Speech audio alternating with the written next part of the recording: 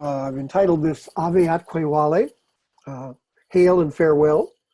This is, in fact, the 566th anniversary of the fall of the Roman Empire. 2 p.m. On Tuesday, May 29th, 1453. And what we're going to be exploring today is why we need to know about this, what's important about it, and including the part that this played in the transmission of mystical knowledge. Now, concerning Western civilization, there are a few fundamentals that we really need to always keep in mind. First, of course, is Egypt, the fountain of all wisdom in the West. Greece, very important, Greek civilization especially. As we know, the pre-Socratics, and above all, Pythagoras, really in many ways the founder of Western civilization. And Rome, which was a medium that transmitted all of this ancient wisdom to us today. Now, also, I don't include here, but certainly also important, fundamental to Western civilization are the three Abrahamic faiths, Judaism, Christianity, and Islam. And of course, preceded, as we know, by the religion of the Aten under Akhenaten and Nefertiti. So today we're going to focus, and if we don't really understand these fundamentals of Western civilization, it hampers us in being able to operate in our world. Sort of like we don't have the instruction manual. I mean, we know, of course, that in the Eastern world and Asia and Africa are vital and just as important parts of our world culture. However, the West has been very, very influential on the planet. And so it's important to know about it.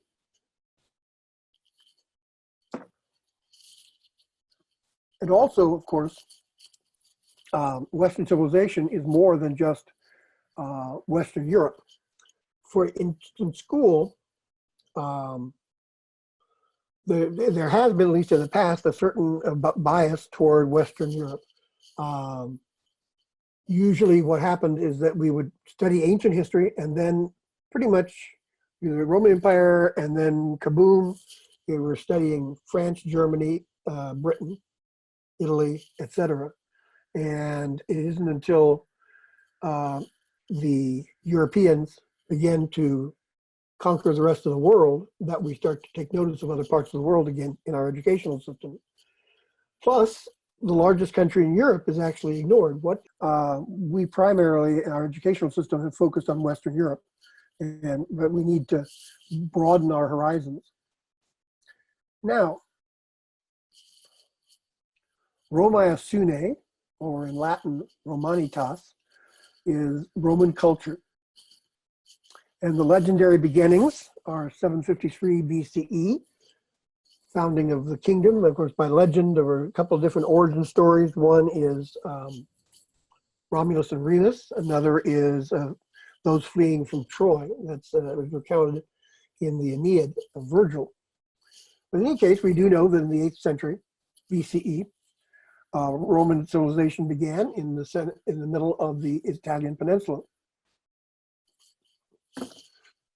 That transmuted from a kingdom to a republic in 509 BCE.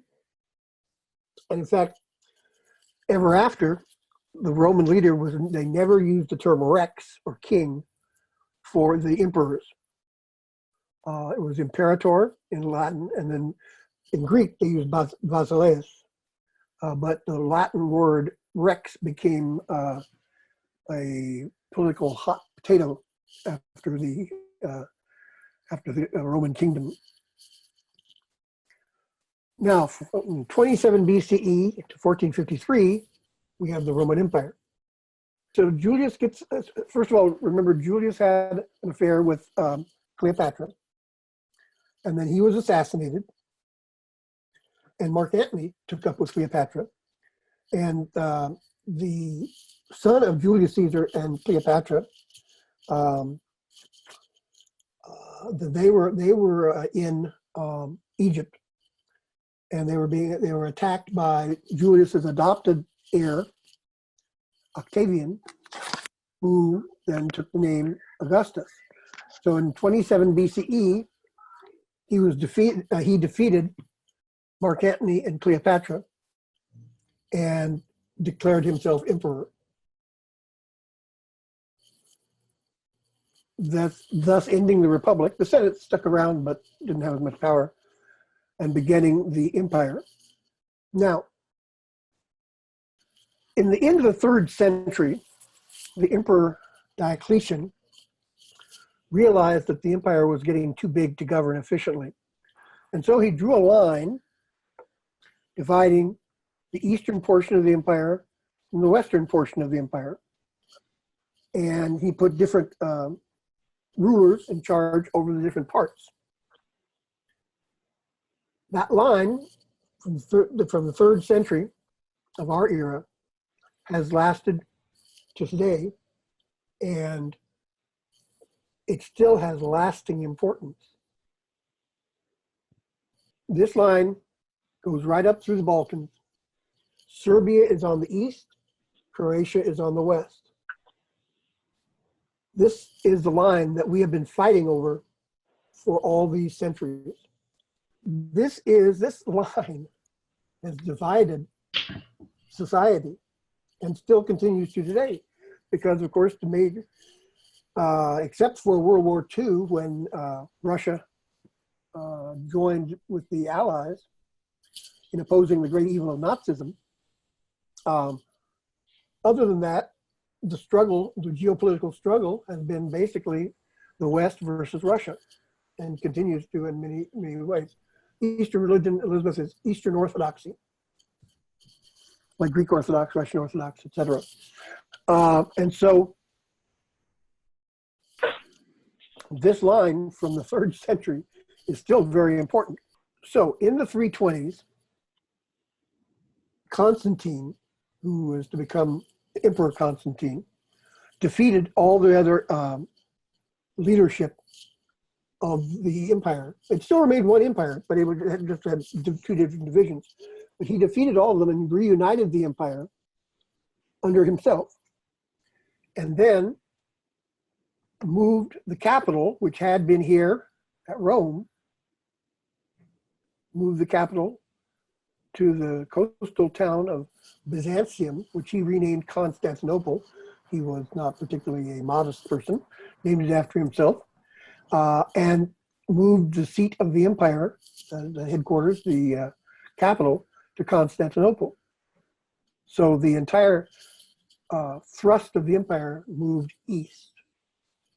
So Constantine moves the capital in the years between 324 and 330 and founds the great city of Constantinople, which he called New Rome, and which everybody called New Rome, actually.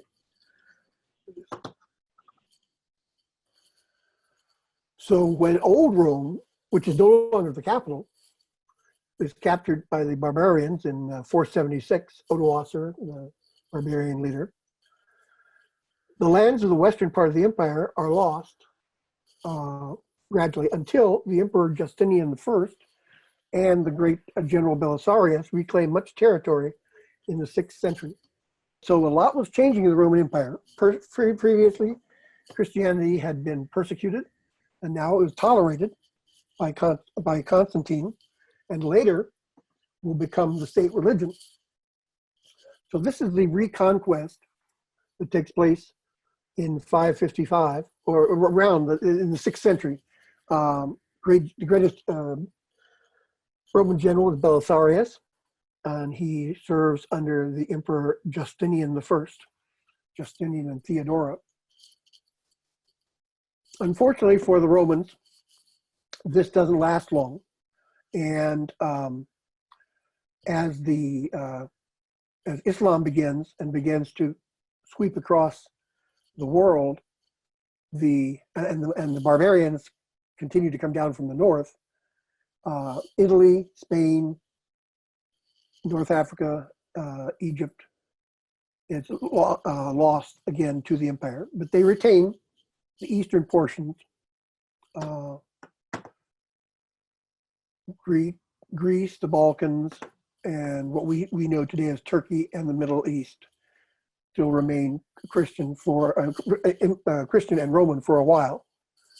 Of course, the great conflict then is the conflict had been between Persia and Rome, and now the conflict was going to become Islam and Rome. Not unusual, competing forces in human history. It happens all the time. It's always important to doubt what you're taught. It's important because the Byzantine Empire never existed. There's no such thing.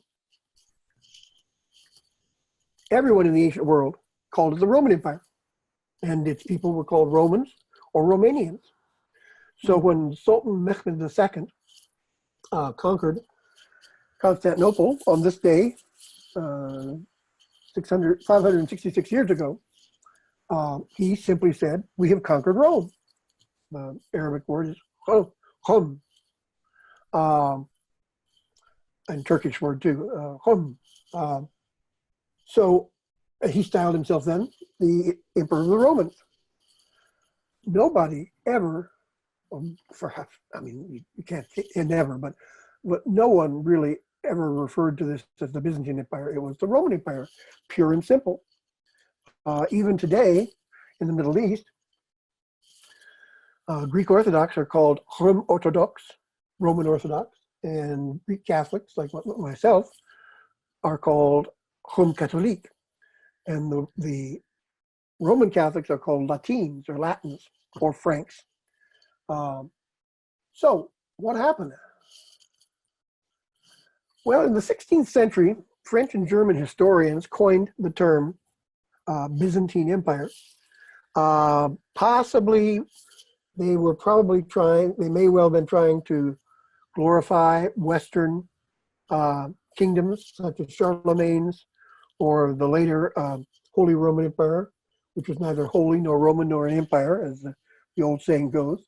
But in any case, they began to use that term instead of the Roman Empire, but didn't catch on very much until Gibbon popularized it in the 18th century in his masterwork, The Decline and Fall of the Roman Empire.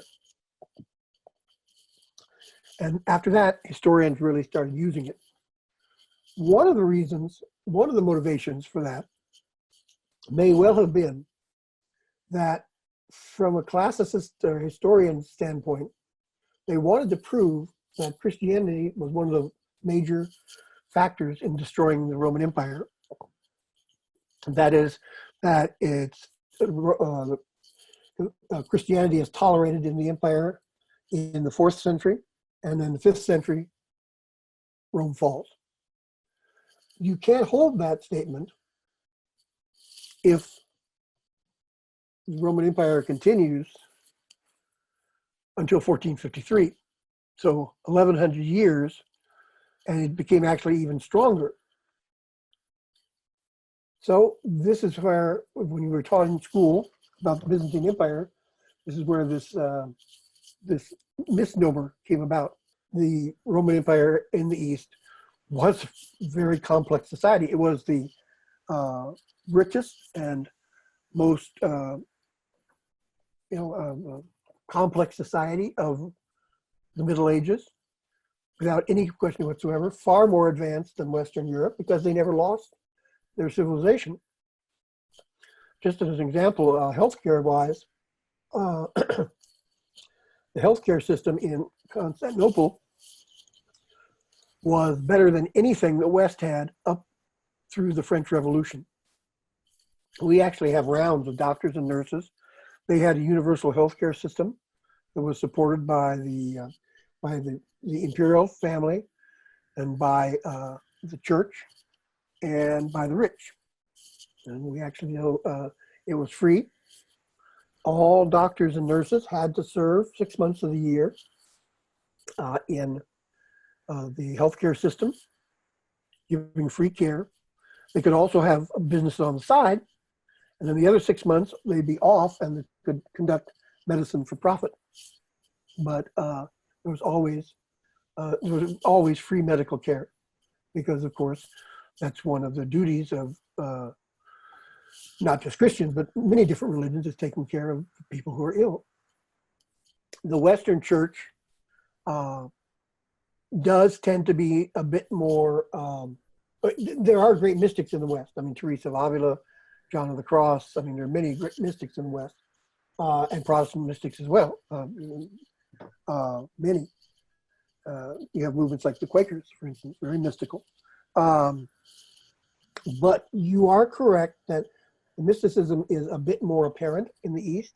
Now, I don't know whether that entered into Gibbon and historians' thinking, but yes, and that's one of the things we're going to talk about toward the end of this, is how various mystical things were transmitted, and that the empire had something to do with it.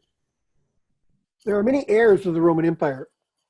Think about all the different countries that use an eagle as their symbol.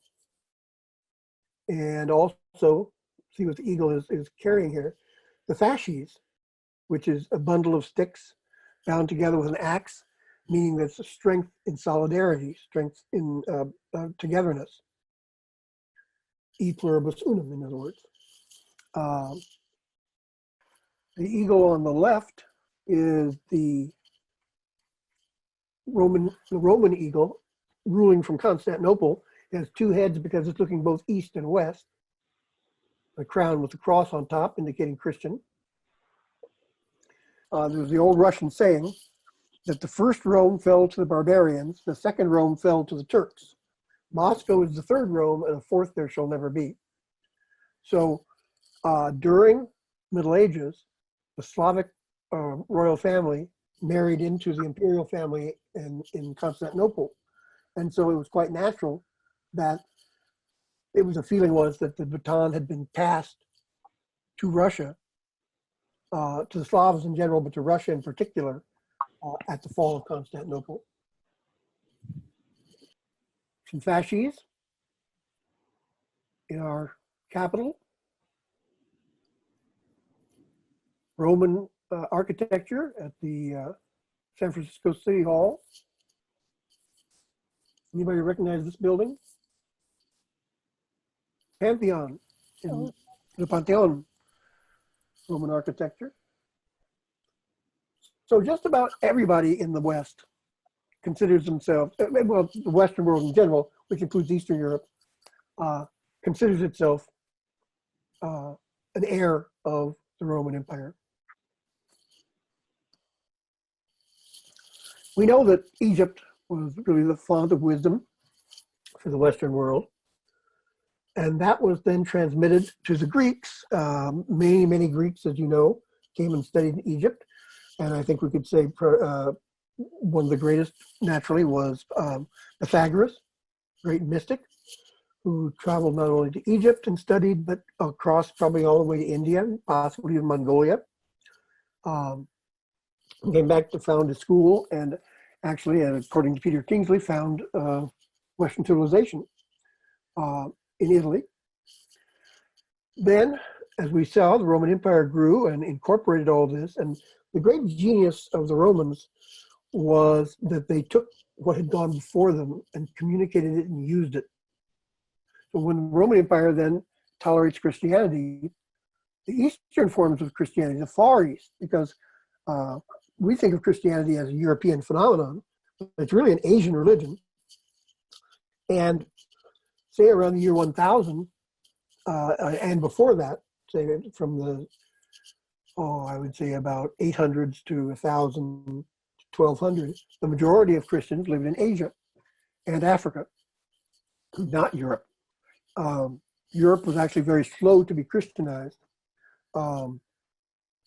But you have huge numbers of Christians, the Syrians and the Church of the East, stretching all the way to all throughout the Middle East, all throughout the Far East, including China, India. Some, it's possible they even got to Vietnam. A very large number of Christians who belonged to the Syrian Church and the Church of the East. They were also, as we said before, very intellectual, and they were rapidly translating as much as they could get from ancient literature into Syrian and into Chaldean and to other languages, including Chinese. So they were preserving all of this ancient wisdom. And the Sufis as well preserved especially the Pythagorean work. And if you recall this article from the Rosicrucian Digest, on the Pythagoreans, Peter Kingsley demonstrates how that lineage was transmitted. Now, an interesting part of the story are the Sabians of Haran.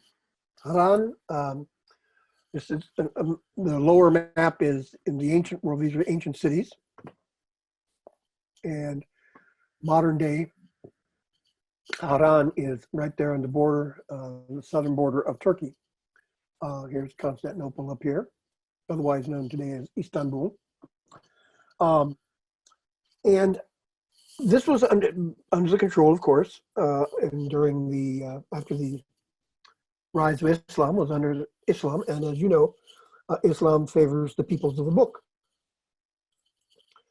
And in the Quran, there are 4 peoples of the book that are spoken about: Jewish people, Christian people, Muslim people, and this group called the Sabians. So apparently, as the story goes, Haran was a huge center for translating works of astronomy, philosophy, natural sciences, medicine, and all kinds of mystical work. And in Haran, the old ways were still practiced, what people call, quote, pagan or pre-Christian, and especially Hermeticism. Now, the Caliph al-Ma'mun was said to be riding through Haran one day on his way actually to attack Constantinople, was unsuccessful.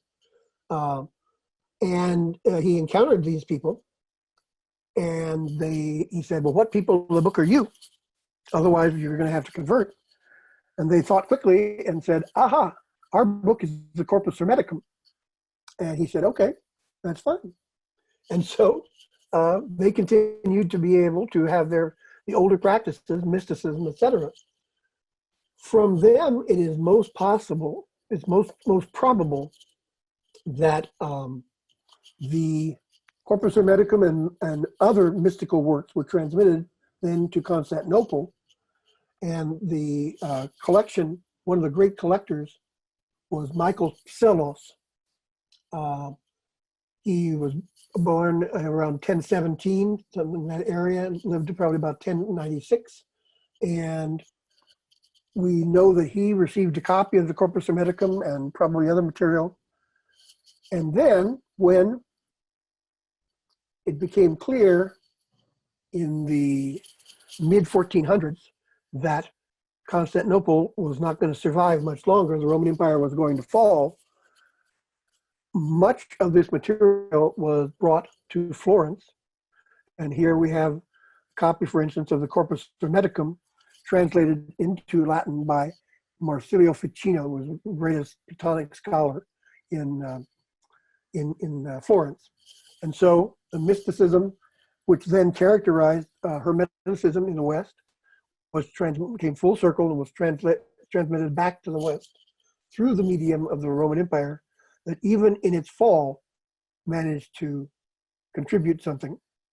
The empire might have been cruel in many ways, and it certainly was, but